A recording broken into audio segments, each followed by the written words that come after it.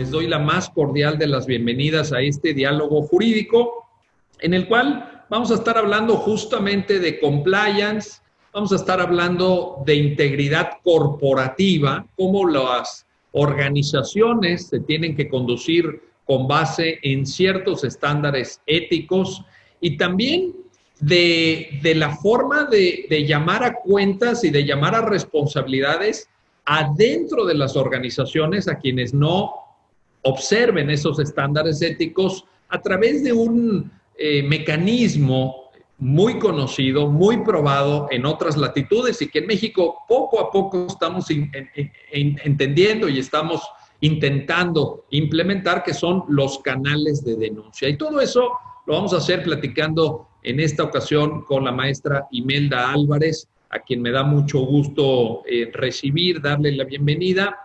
Y quiero decirles que Imelda justamente encaja muy bien en el perfil que señalé, porque ella es una persona que se ha dedicado profesionalmente durante varios años y de manera muy intensa a las cuestiones de compliance, pero además Imelda Álvarez tiene la enorme virtud de vivir esa pasión por el compliance, de no nada más dedicarle su esfuerzo, su talento, su dedicación profesional, sino también su aprendizaje, su reflexión y el ánimo de difundir el conocimiento, el ánimo de compartir generosamente con los demás, como lo va a hacer en esta ocasión con nosotros, lo que ella sabe sobre compliance. Así que, pues, en primer lugar, Imelda, muy bienvenida. Me da mucho gusto recibirte. Gracias por tu tiempo, por esta oportunidad de platicar.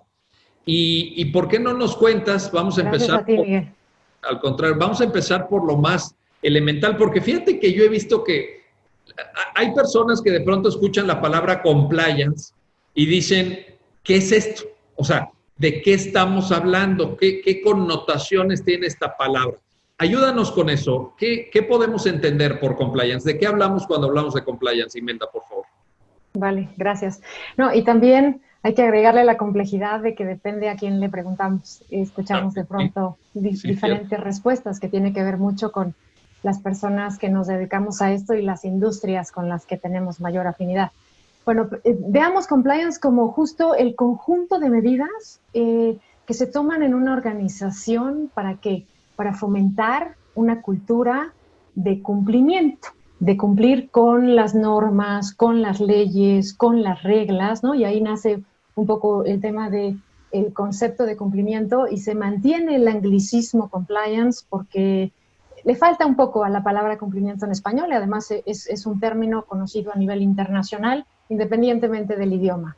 Estas medidas para promover la cultura de integridad, y por eso es que antes las compañías tenían programas de compliance y después migraron a programas de integridad y cumplimiento o programas de ética y cumplimiento, y los compliance officers también migraron a esta figura de ethics and compliance officer, ¿no? en el mundo internacional, para promover una cultura en donde hacer lo correcto sea la norma y no la excepción, en donde de alguna forma se pueda comprobar que en las organizaciones se han tomado medidas para prevenir, para detectar y para corregir y sancionar conductas indebidas. ¿Y cómo se establece qué es lo indebido en la organización, ¿no? Que ese es también todo un tema. Bueno, pues está el tema de pues, no cometer delitos, ¿no? El cumplimiento de la ley, de los códigos, de los reglamentos, de la normatividad, pero también de ciertos principios y ciertos estándares autoimpuestos, ¿no? Las reglas del juego en esta organización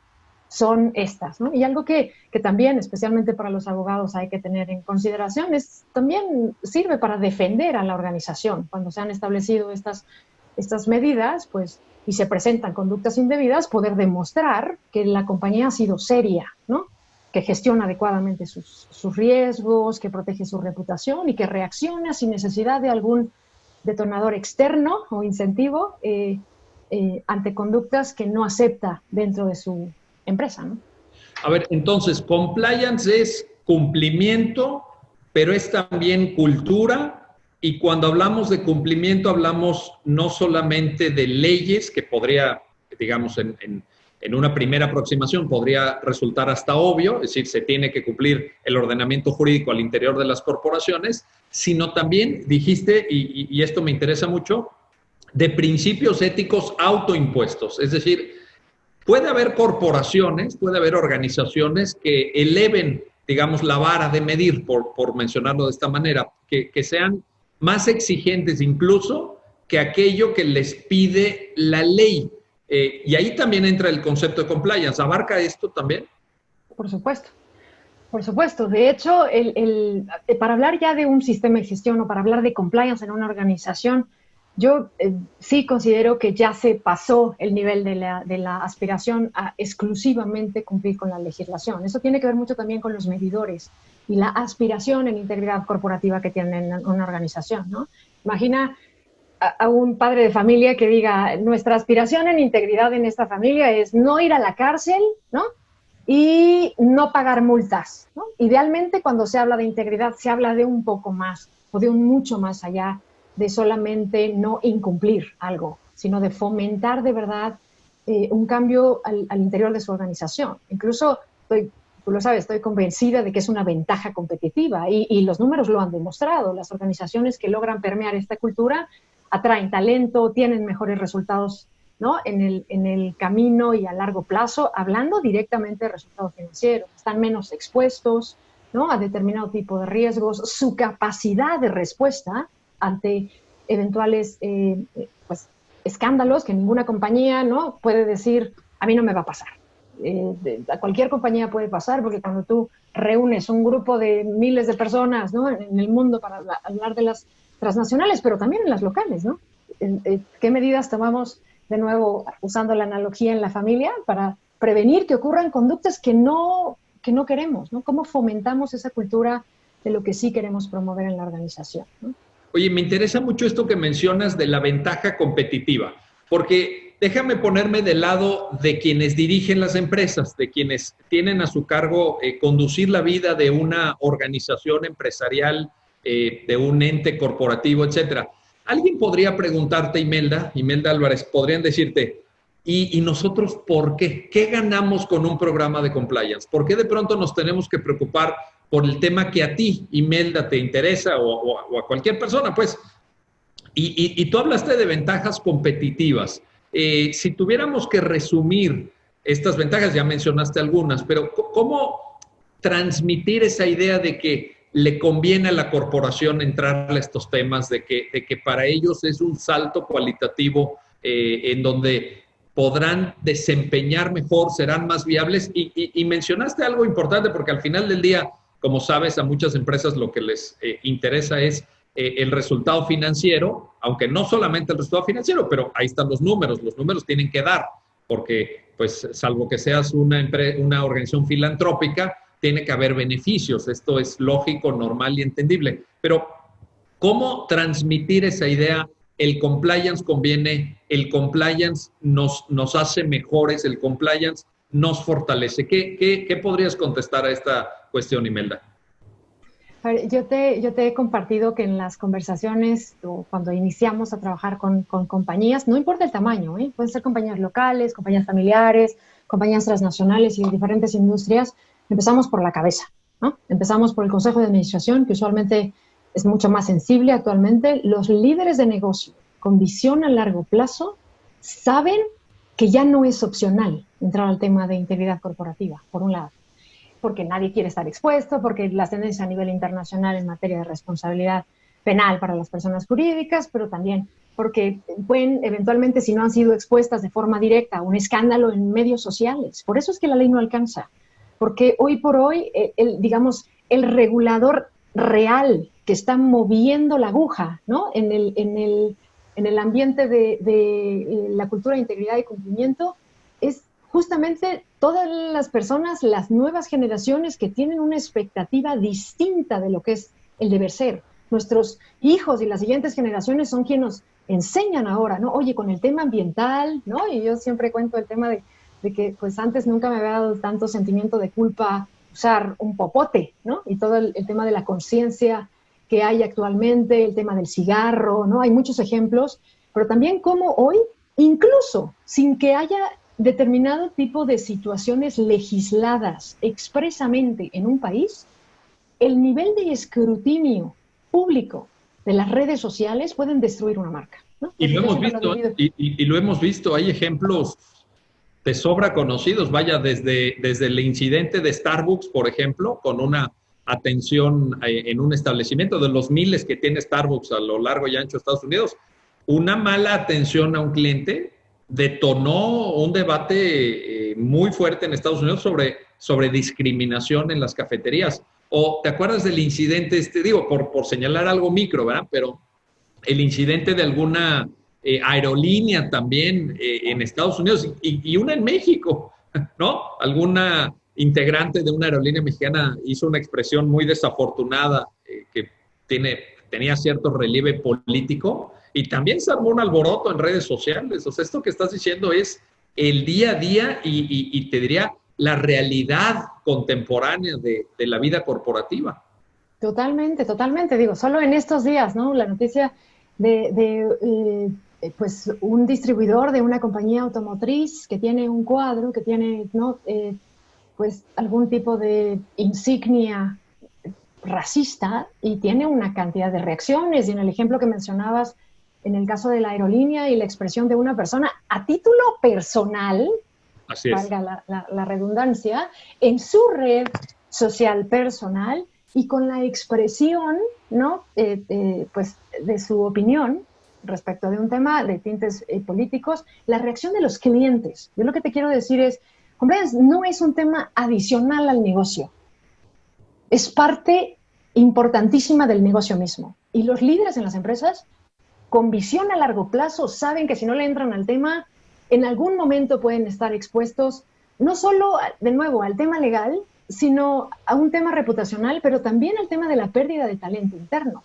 Y también se ve en resultados financieros, déjame decirte. Veamos ahora en el tema de la pandemia, cómo las familias en el mismo núcleo pueden eventualmente evaluar la decisión de las organizaciones respecto de la relevancia que dan de las personas frente a las utilidades. Las compañías que en el momento de la pandemia están tomando decisiones claras, en donde están poniendo por encima de las personas su seguridad, etc. El tema de las utilidades exclusivamente, yo te lo garantizo, y de hecho hay un estudio por ahí de Edelman que hizo recientemente sobre a 12,000 personas, ¿no? De 12 países distintos, les preguntó el impacto que tendría la marca, ¿no? Respecto de estas personas morales que tomen decisiones donde las personas pues, básicamente no tengan mayor relevancia. Y el 71% dijeron, básicamente no volvería a confiar en esa marca nunca. La información que se manda, sobre todo en un momento de crisis, no se olvida. O sea, igual cuando necesitaste de alguien, ¿no? Y te falló, es muy probable que te cueste trabajo olvidar, ¿no? Igual y cuando no lo necesitaste y algo pasó, pero cuando en momentos especialmente como el de ahora, hay personas que han decidido hoy que van a dejar una organización por un tema de que no se hace lo correcto en esa organización, aunque tengan que prevalecer por necesidad.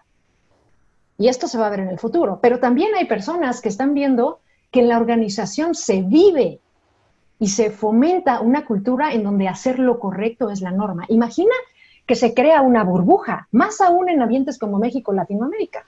Una burbuja en donde el ambiente es totalmente distinto al que ves afuera, ¿no? Los índices de fraude, acoso, hostigamiento, violencia, corrupción, fraude, ¿no? Discriminación. No hablaremos ahora de número, pero solamente hablando en temas de acoso sexual, México tiene la posición número 1 en Latinoamérica en cuestión de acoso.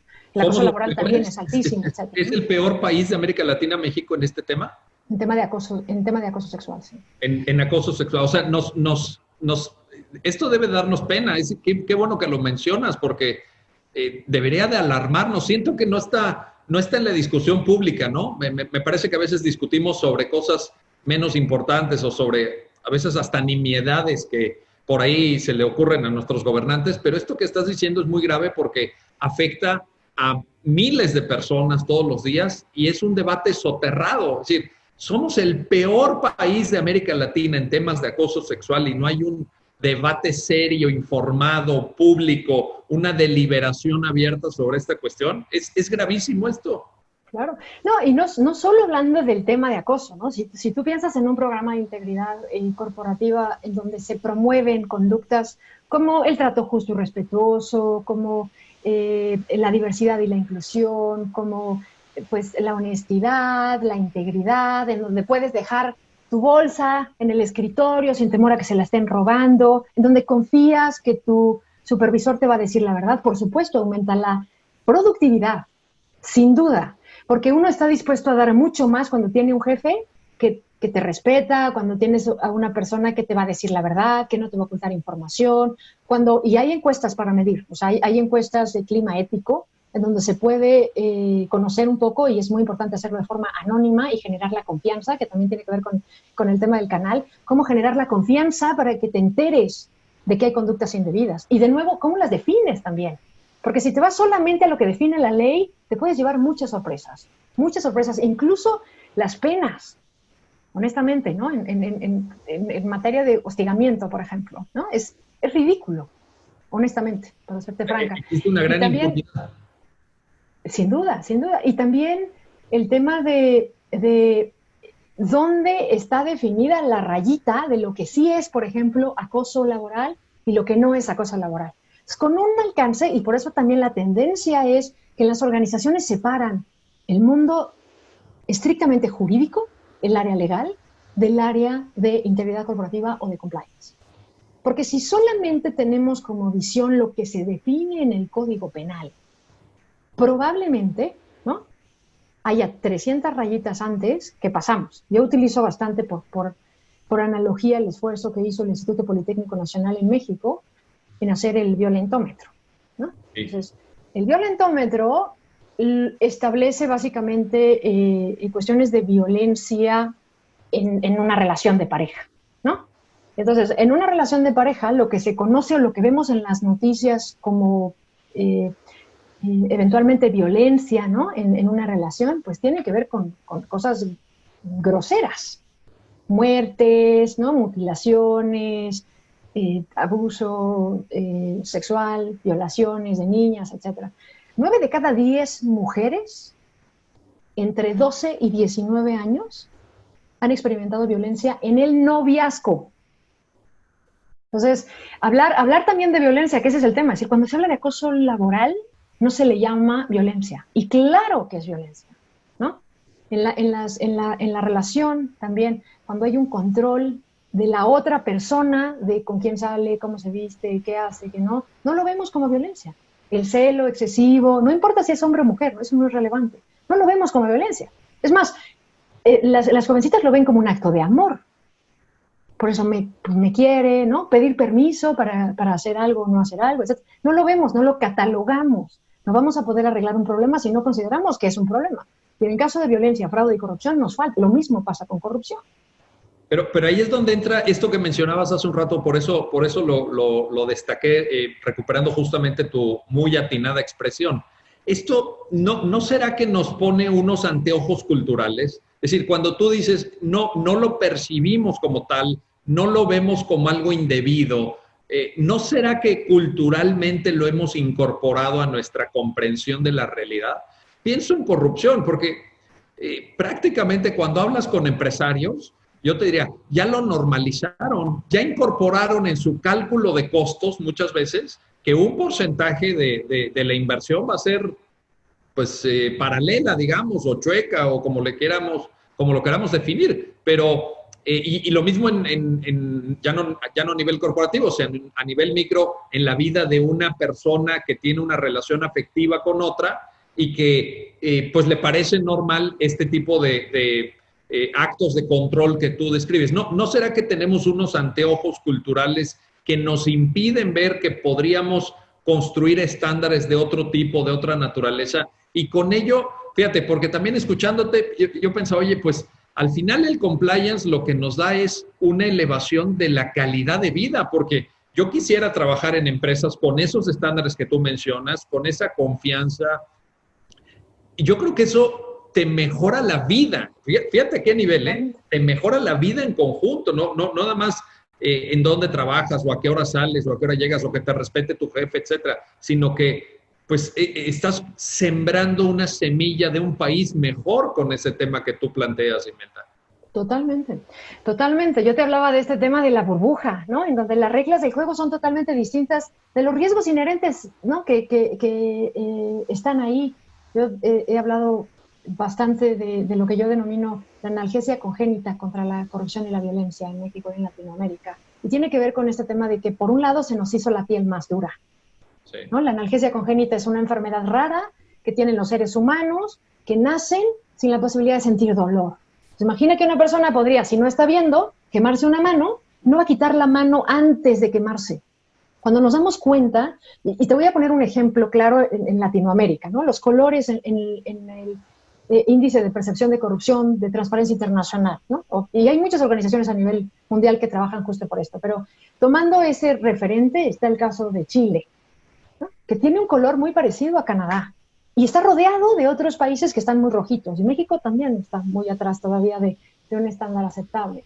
Pero ¿cómo le hace? ¿No? Y yo te voy a contar una anécdota una vez en una cena hace algunos años en Chile. Había pues todo un esfuerzo, más bien todo un escándalo sobre una noticia de corrupción, ¿no? Entonces en los periódicos y la gente platicando del tema y tal, en la televisión. Y en la cena yo les preguntaba, oye, ¿pero qué pasó? Me decían, es que la esposa de un funcionario público utilizó su camioneta del Estado o del gobierno, para un tema personal, para llevarle flores a algún familiar o algo así. Yo estaba impresionada, ¿no? Porque el nivel de tolerancia es bajísimo. Entonces, eso jamás sería noticia. Nunca sería noticia. Necesitas miles de billetes y no que no quepan y necesitas escándalos con sangre y tal para salir en los medios, porque eso, ¿no? Hasta parecía como un tema distinto, ¿no? O sea, alguien se apodera de algún lugar en la calle y si no le das dinero, no te dejas estacionar ahí y te sugiere eventualmente que si no le das también le puede pasar algo, ¿no?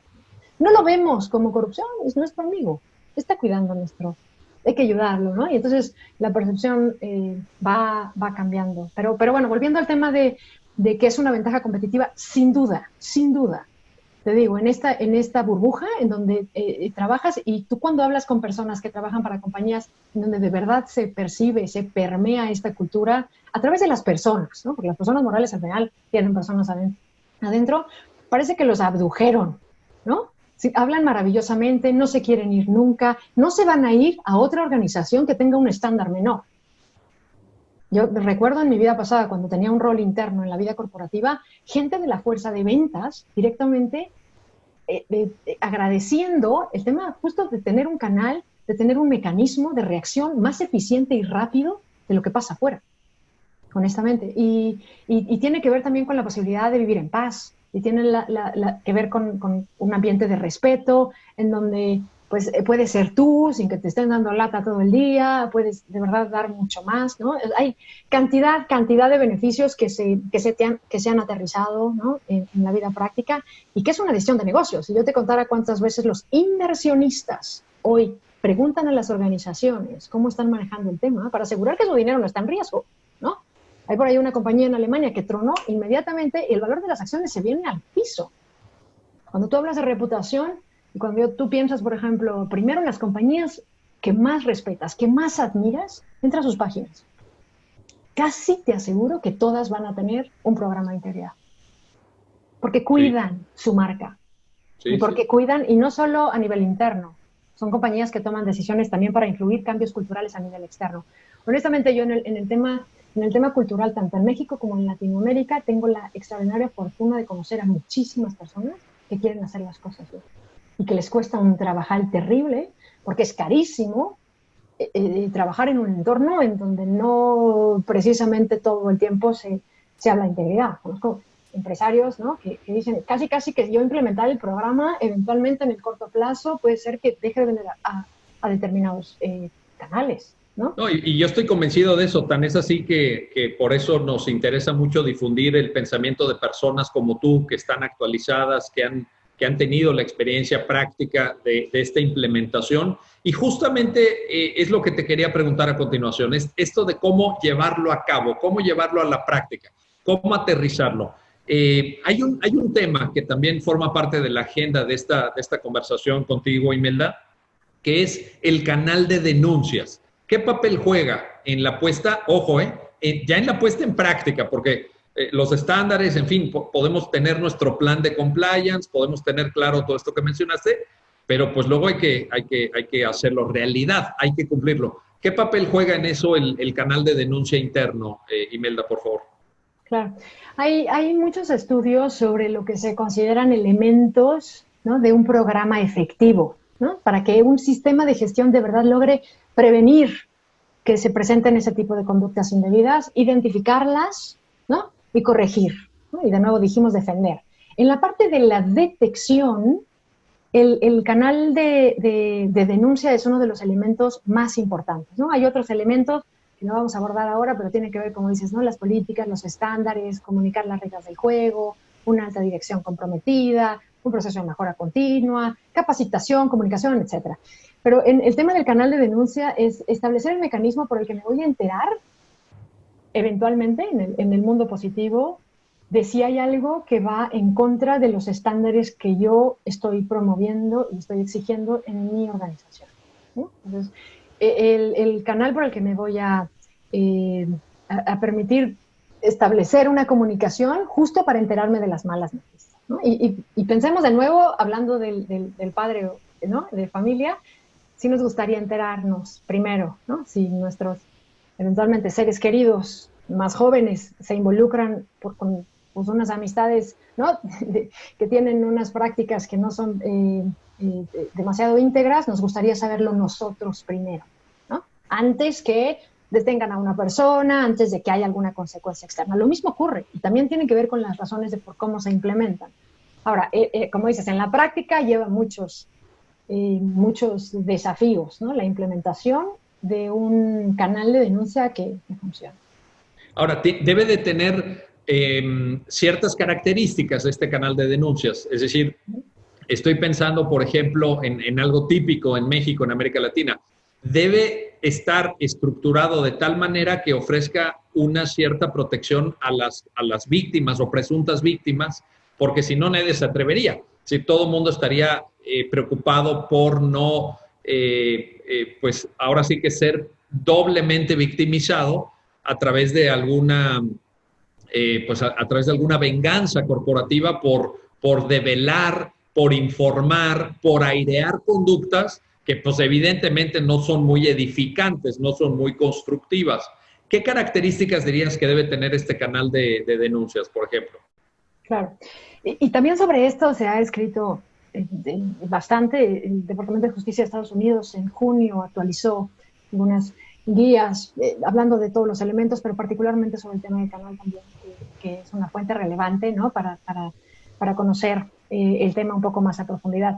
Yo te diría así, el primer desafío real es cómo fomentar una cultura en donde haya confianza, en donde se permita la denuncia anónima, donde las personas tengan esta confianza de denunciar sin miedo a represalias y con confianza en el sistema, que es bien difícil, de nuevo, es generar esta burbuja porque afuera tenemos números altísimos de periodistas que mueren por haber hablado y generar esta cultura, porque luego implementan el canal, lo comunican, bombo platillo, y después lo empiezan a medir, en principio considerándolo positivo, que no hay denuncias, ¿no? Y ese es el primer, me parece, indicador de una banda roja de la falta de funcionamiento de un sistema efectivo. Primero, generar la confianza, y en Latinoamérica, ¿no?, tal vez a diferencia de otros países en Asia, por ejemplo, tiene que ver con esto, ¿no? No confío en el sistema o tengo miedo a represalias. Entonces,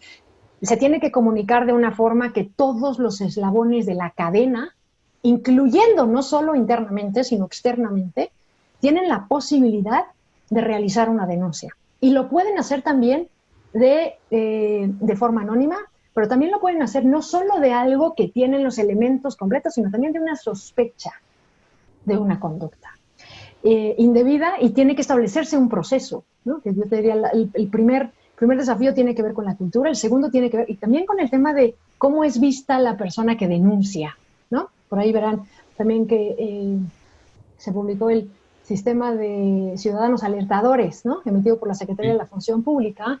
El año pasado lo publican y este año tuvo por ahí unas modificaciones en junio, ¿no? Tiene esta intención. De hecho, cuando tú entras a la página de la Secretaría de la Función Pública, vas a encontrar que establece de alguna forma mecanismos para anonimizar la fuente, ¿no? Y que esto tiene un debate jurídico súper fuerte por el tema del interés ¿no? Y otro tipo de cuestiones, pero esa es la tendencia mundial. Y también tiene que ver con renegociaciones, ¿no? La renegociación del tratado, ¿no? con Estados Unidos y con Canadá, o países como en Francia, en donde se fomenta, ¿no? La denuncia, por ejemplo, de actos de corrupción, y si te llegan a correr de la empresa, ellos van a cubrir tu salario, ¿no? O sistemas como el de Estados Unidos, en donde hay incentivos claros para las personas que denuncien actividades y pueden obtener hasta el 30% del valor de la multa que le pongan a la organización, ¿no? Entonces, o sea, se recompensa la integridad de alguna forma, por decirlo así. Se recompensa la denuncia, ¿no? Y volviendo a este tema cultural de decir, oye, en una escuela, el que copia, ¿quién es el peor? ¿El que copia o el que dice que el otro está copiando? ¿No? Y tenemos también nosotros que desaprender algunas cosas y aprender otras. Yo en tema cultural no creo, o sea, honestamente, ni que los mexicanos, ni ninguna persona en Latinoamérica o en Iberoamérica tenga algo distinto en la sangre para merecer estándares menores que los más altos estándares de calidad en el mundo. Y es un proceso de mejora continua, no es una historia de buenos y malos, es evolución, ¿no? Intentar avanzar un poquito en este tema. ¿Qué más tiene que tener? Bueno, pues comunicaciones claras de cero tolerancia. Ok, implemento el canal, ¿no? Okay, y no importa el tamaño de la organización, sí es importante hacerlo a la medida, ¿no? No es lo mismo una compañía transnacional que una compañía familiar, una funeraria que una dulcería, ¿no? Pero hay que establecer claramente con quién denuncia. Y usualmente se establecen varios canales para que puedas tener la posibilidad de informar. No todas las denuncias llegan al canal de denuncias. De hecho, el menor porcentaje va a llegar al canal de denuncias, oficialmente. Porque las personas van a ir a acercarse con un gerente, probablemente el que le tiene mucha confianza, con un amigo, con su jefe, idealmente, para decirle, oye, hay algo raro que está ocurriendo en la planta, o sabes, X cliente me hizo algún tipo de pues, acercamientos, ¿no? O mi jefe, o no, etcétera. Entonces hay que hablar mucho del tema para poderlo comentar, ¿no? También, ya que se establece el canal, luego cómo se asignan las investigaciones, cómo se capacita a las personas que van a realizar las investigaciones, las personas que van a tomar decisiones en el tema de después de que ya se concluya la investigación, porque también algo cierto es no todas las denuncias que llegan contienen información 100% verdadera, ¿no? Cómo asegurar que el proceso de investigación es objetivo y tiene la posibilidad de llegar a resultados eficaces, sin que sea receta de cocina. El proceso creo que puede ser claramente sistematizado, ¿no? Con base en el método científico, pero cada caso va a ser diferente. Y ya que se llegó a la verdad, ¿no? Decir, ok, sí tenía razón, sí tenía razón, pero un pedacito, o no puedo llegar a la conclusión porque las personas ya no están, ¿no? O era falsa. Era una denuncia falsa, pero perjudicar a otra persona. ¿Qué mecanismo tienes para asegurar que la investigación llegue a la verdad? Y después, ¿qué mecanismo tienes para reportarlo? ¿Y qué mecanismo tienes para tomar decisiones por parte del órgano que toma decisiones? Y después, ¿cómo analizas los aprendizajes del pasado? ¿Cómo lo comunicas? ¿Qué medidas estableces? No solo hablar de correr personas, ¿no? Muchas veces el origen de la falta o la causa raíz tiene que ver con pues una mala implementación de una política o la falta de conocimiento o otro tipo de circunstancias, ¿no? No es lo mismo un caso donde está involucrada una persona que solita tomó la decisión de cometer algún acto indebido, de falsificar una factura, de meter un reporte falso, etcétera, a cuando están organizados, ¿no? Y cuando eres una compañía multinacional, ¿cómo garantizas que tienes una estructura matricial que te permite enterarte por algún lado de que este tipo de cuestiones pasan, ¿no? Pues bueno, hay un montón de requisitos para que de verdad digas esto funciona, ¿no? En el paso del tiempo, idealmente tendrás que poder identificar que tu número de casos en donde son cuestiones organizadas y no de una persona, ¿no? De lo que llamamos un problema de una manzana, ¿no? Pues van disminuyendo, ¿no? Y vas tomando decisiones, aprendiendo de patrones, ¿no? Y también apoyándote, depende de nuevo la estructura. Y hay compañías en industrias que tienen riesgos, que tienen un altísimo impacto en la humanidad y que tienen centros especializados con ex FBIs, ex CIAs, ¿no? Ex policías, súper capacitados y capacitan, invierten muchísimo para capacitar. Pero también hay otras organizaciones en donde pues, somos 10, ¿no? Y te toca a ti hacer las investigaciones y ya sea interno o externo. A veces, en muchas ocasiones contratan el despacho. Y bueno, la formación de abogado ayuda mucho, pero no necesariamente es suficiente para poder llevar a cabo una investigación. Y por otro lado, muchas otras profesiones también toman esta tarea, personas de recursos humanos, contabilidad, finanzas, ¿no? Y en el ámbito público, pues también es un desafío, ¿no? Oye, acabas de mencionar hace un par de minutos el tema del Tratado de Libre Comercio con, bueno, México, Estados Unidos y Canadá. Y justamente te iba a preguntar por, digamos, el régimen jurídico alrededor de estos temas de integridad corporativa, ética corporativa, compliance, etcétera, porque siendo México una economía muy abierta, está este tratado, pero tenemos 50 tratados de libre comercio con la Unión Europea, con países asiáticos, con países de América Latina. Pues los estándares son altos, van subiendo. En Estados Unidos tienen una legislación muy avanzada, creo que son punta de lanza en algunos aspectos desde los años 70 en tema de compliance. Reino Unido también, Francia, por ejemplo, etcétera. Y la pregunta aquí, Imelda, sería, porque nos están viendo, nos están escuchando muchos abogados y abogadas de México, de América Latina, particularmente en el caso mexicano. ¿Cómo estamos en materia regulativa? ¿Tenemos las bases? ¿Tenemos elementos legales? ¿Tenemos casos? ¿Tenemos instituciones que puedan articular eso? ¿O de plano no tenemos nada y empezamos de cero? ¿Tú cómo valoras? Tú que eres abogada y sabes de esto bastante. Mira, primero, digamos que como base expresa, ¿no? En una ley en donde se menciona directamente el tema del mecanismo de denuncia, es el artículo 25 de la Ley General de Responsabilidades Administrativas, ¿no? Y básicamente también tienes estas iniciativas, ¿no? De este programa de alertadores, en donde originalmente el año pasado, que eso fue para mí una sorpresa, el año pasado tenía un poco más de apertura, incluso pues permitía la posibilidad de realizar denuncias relacionadas con temas de derechos humanos o discriminación, acoso, etcétera. Hoy está centrado particularmente sobre temas graves en materia de corrupción. Creo que es un avance. Incorpora, incluso si ustedes entran van a ver que hay ciertos criterios para intentar estructurar, ¿no? Un sistema que proteja al denunciante, que guarde la confidencialidad, que tenga esta cadena de custodia, etc. Y creo que los esfuerzos van a continuar, ¿no? Yo antes decía, es que va a ganar la presidencia en México quien pueda vender mejor, que va a atacar la corrupción. Porque hay algo real. Y tenías razón, ¿no? Sí, habrá que ver. La historia nos dirá, ¿no? Porque, de nuevo, este tipo de cuestiones toman tiempo, pero es necesario tomar con mucha objetividad el análisis de los hechos por los cuales se puede ver que la cultura se va moviendo para el sentido. Y después, estamos hablando mucho de los canales de denuncia en una corporación, en una organización, pero también aquí ya estamos hablando de canales de denuncia no a nivel macro, a nivel país, que son exigencias, de nuevo. ¿Sí? ¿Cómo vas a proteger a los denunciantes? Porque se reconoce que es uno de los elementos más importantes. Porque si te llegan denuncias, ¿no? Pero las decisiones que acompañan los resultados de la denuncia no son consistentes, todo lo demás que hiciste se murió. Porque todos los colaboradores, claro que hay que guardar la confidencialidad, pero la gente sabe que se pueden hacer cosas y no pasa nada. En el interior de una organización, también a nivel de un país. Es importante. Eso va perjudicando ese, digamos, medio ambiente, esa convivencia al interior de la corporación, ¿no?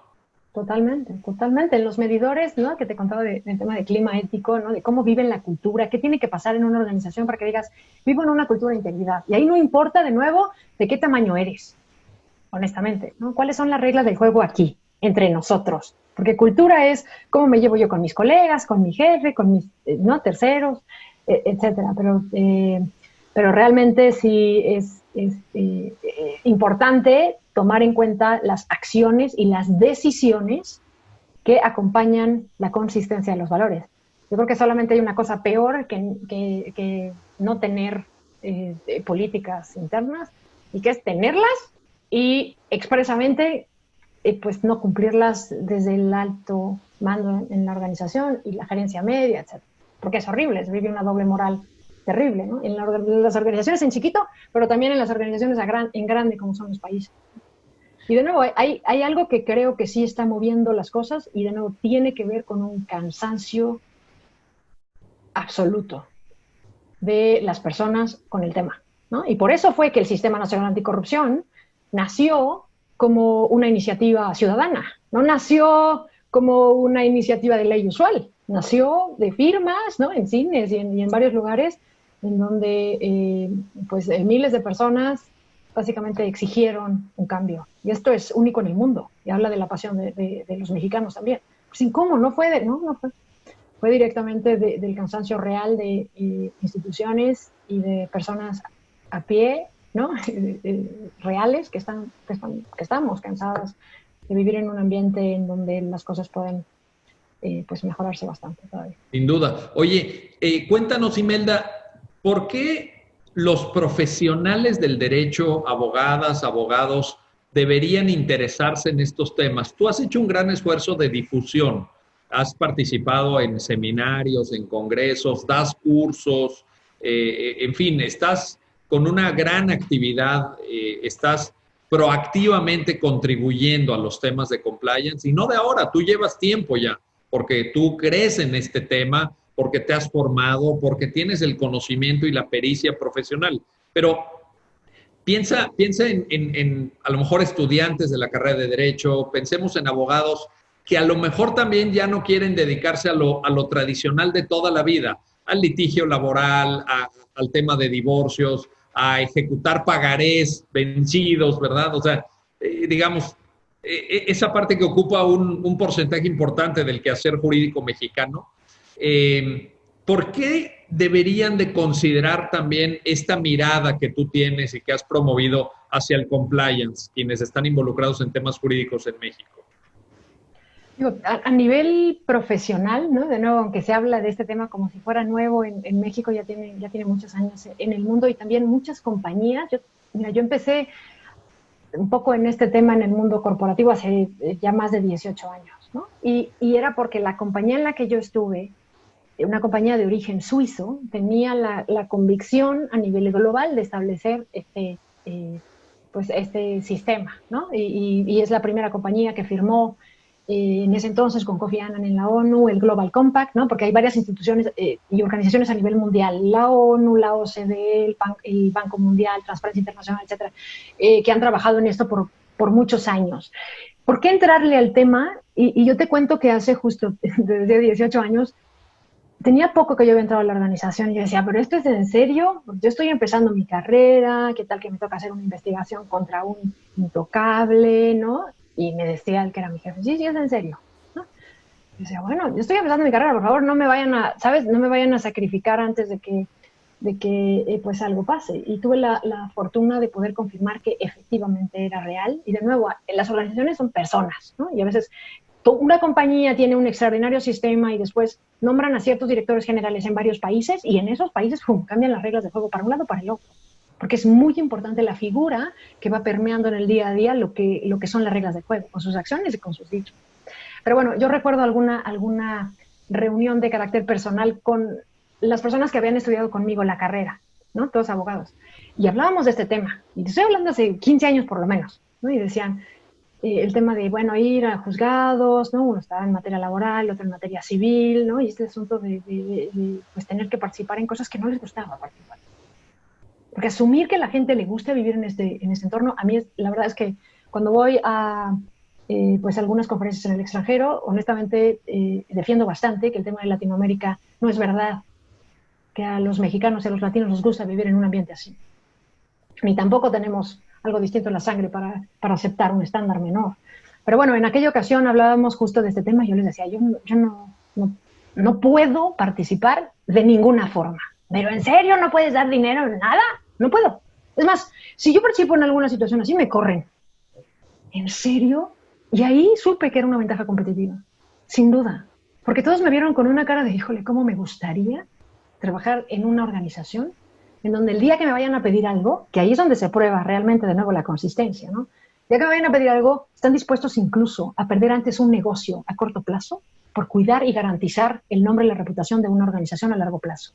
Y implica también tener a los mejores talentos para tener la creatividad, la innovación, para poder generar y ser competitivo en el mercado de otra forma.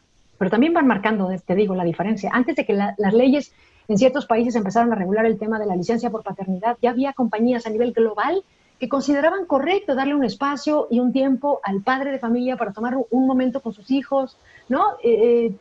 Y porque era lo correcto, punto, ¿no? Y 14 semanas o mucho más en algunas organizaciones. Esas decisiones se toman por eso, ¿no? Entonces, yo creo que es una ventaja competitiva, es sin duda un área en crecimiento, es sin duda hoy un requerimiento también para trabajar con ciertas compañías, bueno, el mismo Pemex, ¿no? Después probablemente de de algunas historias, en 2018 publica un decreto en el que hace exigible a todos los contratistas tener un programa de compliance, ¿no? Y se puede ver, yo recuerdo en aquella ocasión en algún congreso del Centro Carbonell, que durante el café se acercaban algunas personas del sector público que casi estaban como un poco de incógnitos. Me dio muchísimo gusto ver que hay personas también en el sector público que están luchando por cambiar las cosas, ¿no? Hay fiscales anticorrupción que son verdaderamente para mí pues, héroes, están jugando la vida, ¿no?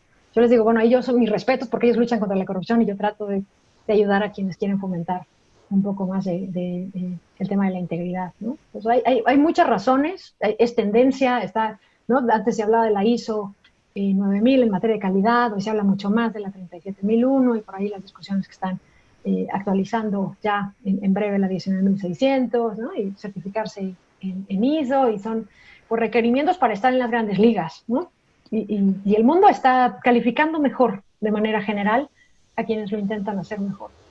Oye, y de hecho, perdón, el último tema que quería comentar es, yo publiqué por ahí en algún artículo el comparativo de la lista de los países por el estudio internacional de la OCDE con mejor calidad de vida, y los países son esencialmente los mismos que los que tienen un índice de menor percepción de corrupción en el mundo.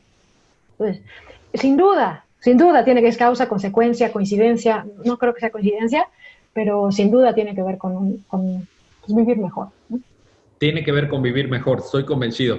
¿Qué tanto, Imelda, profesionales del derecho pueden desempeñarse, si podríamos denominarlo de esta manera, como compliance officers, como oficiales de cumplimiento? ¿Hay un área de trabajo ahí? ¿Tú le ves, puede ser un área atractiva para el desarrollo de una carrera profesional exitosa? Yo creo que sí.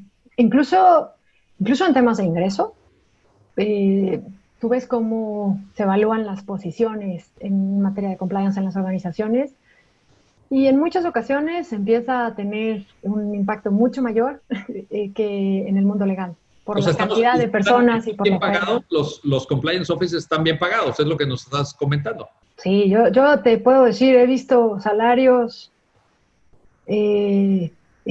pues muy buenos, por un lado, y también, de nuevo, depende mucho en qué momento una organización lo implementa, ¿no? Imagínate, y yo sí he visto casos concretos en donde hay compañías que están pues al borde de la desaparición de todos los tamaños por un tema de estos, ¿no? Y puede ser también un tema de fraude interno, pues de eso no hablamos, pero por ahí sé que vas a invitar a la doctora Mona y ella puede contar un poco más sobre el tema.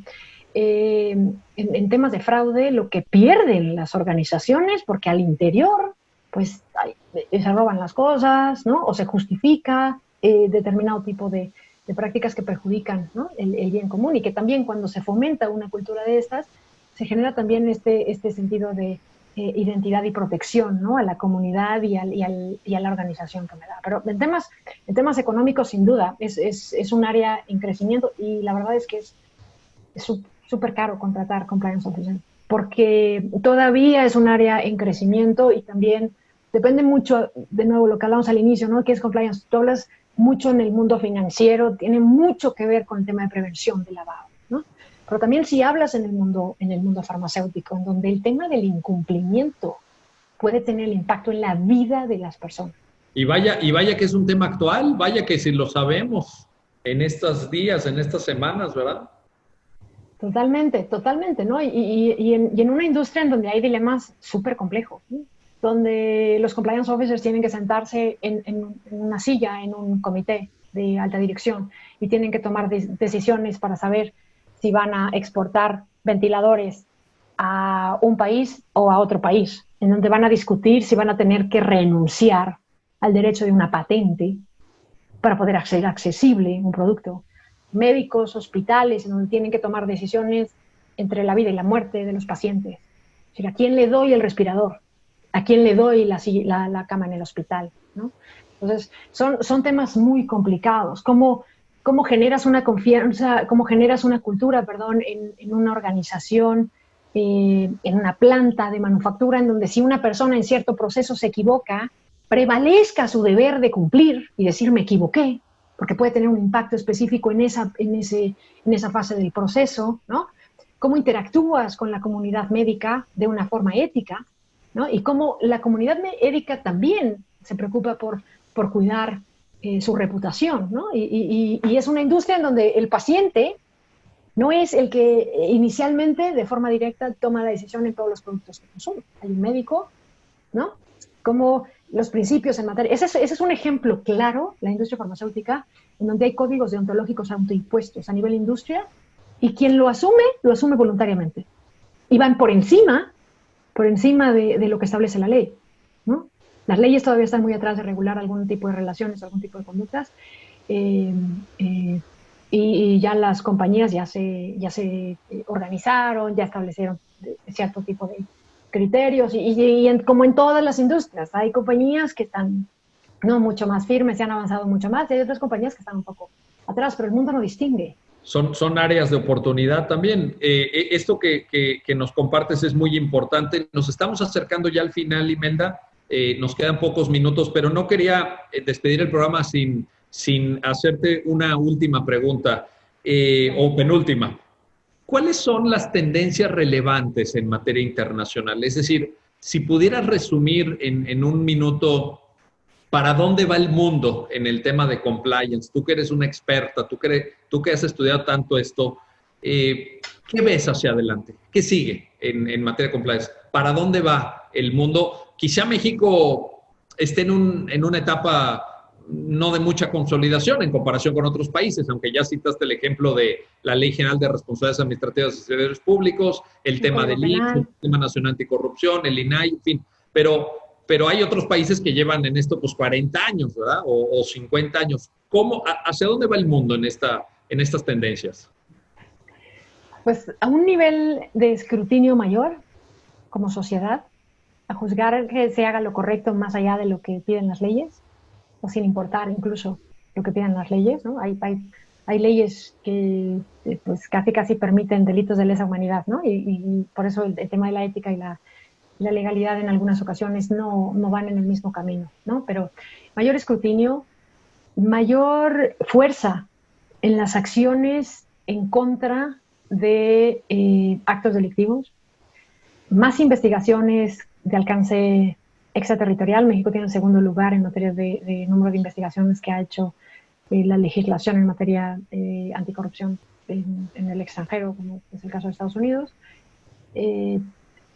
Más beneficios para las organizaciones que se den cuenta del impacto que tiene, ¿no? Y te voy a decir algo, la verdad es que hemos tenido también la fortuna de ayudar a muchos empresarios mexicanos que no los está forzando nadie afuera, pero quieren dejar un legado distinto a las generaciones que vienen, ¿no? Y que quieren hacer las cosas diferentes. Entonces, sí veo, tal vez soy bastante optimista, sí veo que las cosas van a ir cambiando. No sé si me toque ver, ¿no?, una realidad diametralmente mejor, pero sí estoy segura de Latinoamérica en temas de ejecución, ¿no?,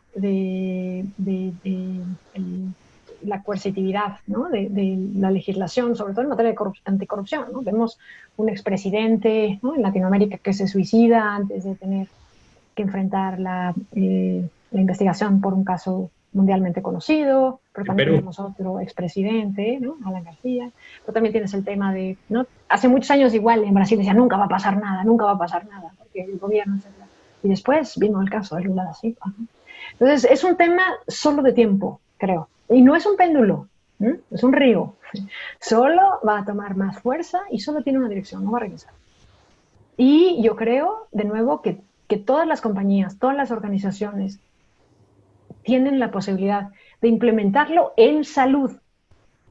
Hablando en temas de números, cuando dices, oye, una compañía que ya está en un problema, salvarla, ¿no? Es como, oye, alguna vez, pues, ¿cómo fue que alguien recuperó tu confianza después de haberte fallado, ¿no? En el camino. Lo mismo pasa cuando una sociedad o tus clientes o tus proveedores pierden. Y también, de nuevo, el tema de la percepción de la ventaja competitiva. Yo te puedo decir, hay muchas compañías en donde las áreas comerciales directamente te pueden dar ejemplos del valor de tener esta cultura, porque tiene que ver con confianza. Nos eligieron a nosotros porque somos nosotros, porque tenemos palabra, porque cumplimos lo que decimos, ¿no? Porque saben quién está atrás, ¿no? Y qué tan importante es el valor de la confianza en las decisiones que tú tomas, en lo que tú gastas, ¿no? Entonces, yo creo que eso va a mover, sin duda, el aguja.